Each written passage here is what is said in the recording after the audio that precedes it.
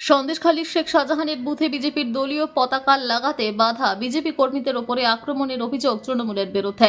সন্দেশখালীর সরবেরিয়া 51 নম্বর বুথে শেখ শাহজাহানের নিজের বুথ, বেশ কিছু বিজেপির কার্যকর্তারা বিজেপির দলীয় পতাকা লাগাতে যায়। সেই সময় এলাকার বেশ কিছু তৃণমূলের কর্মীরা বাধা দেয়, দলীয় পতাকা খুলে দেওয়ার পাশাপাশি বিজেপি কর্মীদের মারধর করে বলে অভিযোগ। ঘটনাকে কেন্দ্র করে এলাকায় তৈরি হচ্ছে ব্যাপক উত্তেজনা। বিজেপির দাবি তৃণমূল এলাকায় সন্ত্রাস তৈরি করছে, নির্বাচনের আগে এলাকার মানুষদের মধ্যে আতঙ্ক তৈরি করছে তৃণমূল। পাল্টা সমস্ত অভিযোগ অস্বীকার তৃণমূলের, বিজেপির গোষ্ঠী কোন্দলকেই দায়ী করল তৃণমূল।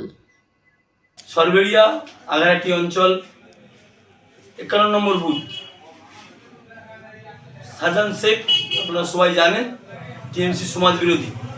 সেই বুথে আমাদের কর্মীরা, বিজেপি কর্মীরা ফ্ল্যাগ পেট্রোল লাগাচ্ছিল।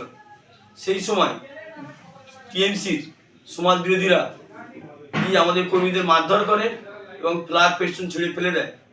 তাদের বাড়িতে গিয়ে অকথ্য ভাষায় মহিলাদের গালিগালাজ করে। আমরা পুলিশকে অভিযোগ করি, পুলিশ কোনো ব্যবস্থা নেয়নি। আমি অবিলম্বে নির্বাচন কমিশনারকে আবেদন করব উপযুক্ত ব্যবস্থা নেওয়ার জন্য, যাতে সাধারণ মানুষ আতঙ্কিত না হয় এবং নির্ভয়ে থাকতে পারে। বঙ্গ বিজেপি গোষ্ঠীদ্বন্দ্বের জেরবার, টপ টু বটম এই একই সমস্যা সর্বত্র। আর সন্দেশখালীতে এটা তো নতুন নয়, এটা পুরানো বিষয়। তাই পতাকা ছিঁড়ে দেওয়া, খুলে দেওয়া, না লাগানো, এই ধরনের অভিযোগ তৃণমূল কংগ্রেসের নেতাকর্মীদের করার কোনো প্রয়োজনই নেই। এটা তাদের নিজেদের দলের যারা নিজেদের মধ্যে বিরোধী আছে তারাই এই কারণের জন্য যথেষ্ট।